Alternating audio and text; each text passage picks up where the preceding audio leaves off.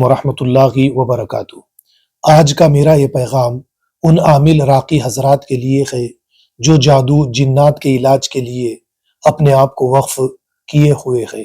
ہماری بستی بارکس میں بھی کچھ راقی حضرات ہیں، Errakunta, Shaheen Nagar, Salala, new city, old city میں بھی بہت سے مشہور راقی حضرات ہیں جو مریضوں کا علاج کرتے ہیں۔ آپ حضرات قرآن و سنت کی خدمت کر رہے ہیں۔ اس خدمت کو مزید مؤثر بنانے کے لیے میں کچھ باتیں آپ حضرات کے لیے پیش کر رہا ہوں۔ اللہ کے نبی صلی اللہ علیہ وسلم نے فرمایا، تداو عباد اللہ، اللہ کے بندو علاج کراؤ، یعنی نبی کریم صلی اللہ علیہ وسلم کی سنت ہے علاج کروانا۔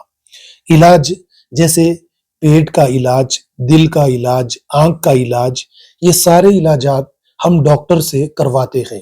اور پیٹ ہو، دل ہو، آنکھ ہو، جسم کے دوسرے اعضاء ہے، یہ ہمارے جسم کا ایک حصہ ہوتے ہیں۔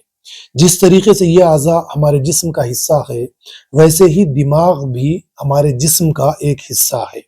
جیسے دل کی بیماری ہوتی ہے، آنکھ کی بیماری ہوتی ہے، جسم کے دوسرے اعضاء کی بیماریاں ہوتی ہے، اسی طرح دماغی بیماری بھی ہوتی ہے جس کو سیزوفرینیا کہا جاتا ہے۔ اب اس بارے میں، سیزوفرینیا کے بارے میں بہت سارے عامل اور راقی حضرات علم نہیں رکھتے، جانکاری نہیں رکھتے۔ اس کی وجہ سے بعض سیزوفرینیا کی علامات کو یہ جادو سمجھ لیتے ہیں، کالا جادو سمجھ لیتے ہیں، جن جنات سے متعلق باتیں، چیزیں سمجھ لیتے ہیں، اور اس کے بعد میں سیزوفرینیا کے مرض میں مبتلا مریض کو دم کرتے چلے جاتے ہیں، جس کی وجہ سے وقت پر مریض ڈاکٹر کی طرف جا نہیں سکتا علاج کروانے کے لیے، جس کی وجہ سے اس کی طبیعت دن بہ دن خراب ہوتی چلی جاتی ہے۔ آئیے راقی حضرات کے لیے میں یہ باتیں پیش کر رہا ہوں کہ سیزوفرینیا کی بعض سمٹمز کو ہم دیکھ لیں، کچھ علامات کو ہم دیکھ لیں، تاکہ کوئی مریض ہمارے یہاں پر آئے تو ہم اس کی تشخیص صحیح طریقے سے کر سکیں اور یہ دیکھیں کہ حقیقت میں اس پر جادو ہے یا سیزوفرینیا ایک بیماری ہے۔ اگر جادو ہو تو دم کرے، سیزوفرینیا اگر بیماری ہو تو اسے کسی اچھے ڈاکٹر کی طرف روانہ کر دے۔ علامات میں سے کچھ علامات دیکھیے میں آپ کے سامنے پیش کر رہا ہوں۔ جیسے اگر کوئی مریض کسی کے اوپر شک کر رہا ہے، دو انسان آپس میں بات چیت کر رہے ہیں تو وہ ان کے اوپر شک کر رہا ہے اور یہ کہہ رہا ہے کہ میرے بارے میں بات چیت کی جا رہی ہے، میری برائی بیان کی جا رہی ہے۔ اس طریقے سے ہر شخص پر، سیزوفرینیا کا مریض ہر شخص کے اوپر شک کرتا ہے، والدین پر شک کرتا ہے، رشتہ داروں پر شک کرتا ہے، بیوی شوہر پر شک کرتی ہے، شوہر بیوی پر شک کرتا ہے، ہر ایک چیز کو اپنے سے ریلیٹ کر کر دیکھتا ہے، ہر ایک انسان پر شک کرتا ہے۔ یہ اگر کسی کے اندر اس طریقے کی نشانی موجود ہو تو یہ سیزوفرینیا کی ایک علامت ہے۔ اب اس کے بعد میں دیکھیے، بیوی ہے تو شوہر کے اوپر شک کرتی ہے کہ میرے شوہر کا چکر کسی دوسری عورت کے ساتھ ہے، شوہر ہے تو بیوی کے اوپر شک کرتا ہے کہ میری بیوی کا چکر کسی دوسرے مرد کے ساتھ ہے۔ یہ بھی علامات سیزوفرینیا کی ہے۔ اور دوسری علامات جیسے کسی مریض، وہ مرد ہو یا عورت مریضہ ہو، ان کے کان میں کچھ آوازیں آتی ہے، اور وہ ان آوازوں کی طرف توجہ دیتے ہیں جبکہ کوئی موجود نہیں رہتا ہے، لیکن کچھ آوازیں آتی ہے، کچھ احکامات جاری ہوتے ہیں۔ کبھی اس طریقے کی آوازیں ان کی کان میں آتی ہے کہ خودکشی کر لو، یہ کھاؤ، یہ نہ کھاؤ، یہ کرو، یہ نہ کرو، تو یہ ان آوازوں کی طرف توجہ دیتے چلے جاتے ہیں۔ یہ بھی سیزوفرینیا کی علامت ہے۔ لیکن راقی حضرات، عامل حضرات یہ سمجھتے ہیں کہ کوئی جن ان سے بات چیت کر رہا ہے، کوئی شیطان ان سے بات چیت کر رہا ہے، یا پھر اسی طریقے سے سیزوفرینیا بیماری کی وجہ سے مریض یا مریضہ کو کچھ چیزیں دکھائی دیتی ہے، کچھ انسان دکھائی دیتے ہیں۔ کبھی یہ اکیلے میں کسی سے بات چیت کرتے ہوئے نظر آئیں گے، رشتہ دار ڈر جاتے ہیں کہ کسی جن سے، کسی شیطان سے، کسی چڑیل سے یہ بات چیت کر رہا ہے یا کر رہی ہے، لیکن ایسا نہیں ہوتا۔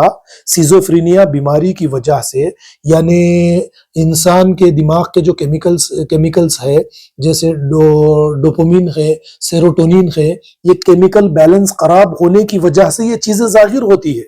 حقیقت میں کوئی نہیں رہتا لیکن ان کو کچھ دکھائی دیتا ہے، کچھ آوازیں حقیقت میں نہیں ہوتی لیکن ان کو آوازیں سنائی دیتی ہیں، یا پھر اسی طریقے سے گندی بدبو، ان کی ناک میں گندی بدبو کا آنا، اور بہت ساری نشانیاں ہیں۔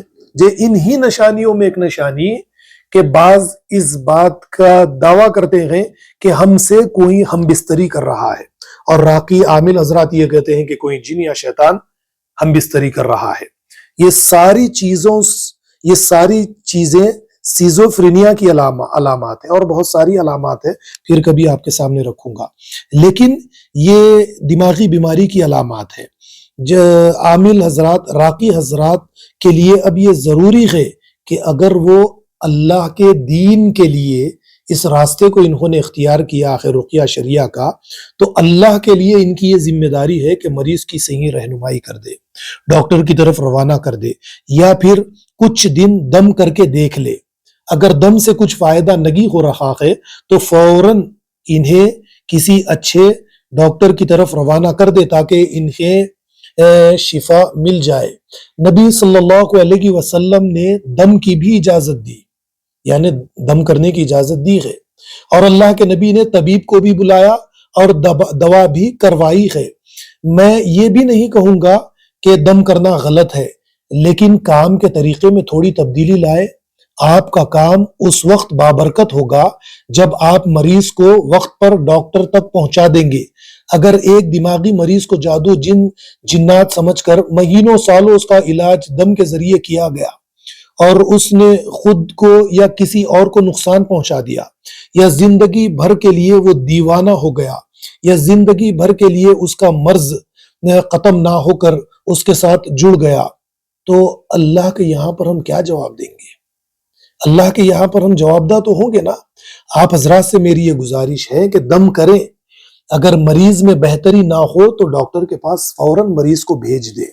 اس طرح کے کئی مریضوں کو میں نے ڈاکٹر کی طرف روانہ کیا، یہ راقی حضرات، اب میں کسی کا نام تو نہیں لیتا، لیکن آپ حضرات میں سے ہی کئی عورتیں، کئی مرد، کئی بچے اور بچیاں آپ حضرات کے یہاں پر پڑھا رہے تھے، اور آپ لوگ صرف جن اور جادو کے نام پر دم کر رہے تھے، کوئی شفا نہ ملی، اور اس کے بعد میں جب ڈاکٹر کی طرف ان کو بھیجا گیا تو الحمدللہ کچھ ہی ہفتوں میں، کچھ ہی دنوں میں انہیں شفا مل چکی ہے۔ اب یہ ٹھیک اچھی طریقے سے زندگی گزار رہے ہیں۔ پہلے جو کچھ مسائل ان کی زندگی میں تھے کہ ہم بستری کا مسئلہ، جنات شیاطین کے نام سے، یا کانوں میں آوازیں آنا، یا کوئی انہیں اپنی آنکھوں کے سامنے دکھائی دینا، یا پھر اس طریقے سے مرگی کے دورے پڑنا، یہ ساری چیزیں ختم ہو چکی الحمدللہ۔ تو عامل اور راقی حضرات سے ہماری یہ گزارش ہے کہ صحیح راستہ اختیار کرے، دم بھی کرے، دوا بھی کرے۔ یہ اللہ کے نبی صلی اللہ علیہ وسلم کی سنت ہے۔ ڈاکٹر کے فون نمبرات آپ کے رقیہ سینٹرز کے اندر لکھ کر رکھیں، مریضوں کو ڈاکٹر کی طرف بھی روانہ کریں تاکہ اللہ کے یہاں پر ہم جواب دہ نہ رہے۔ والسلام علیکم ورحمۃ اللہ۔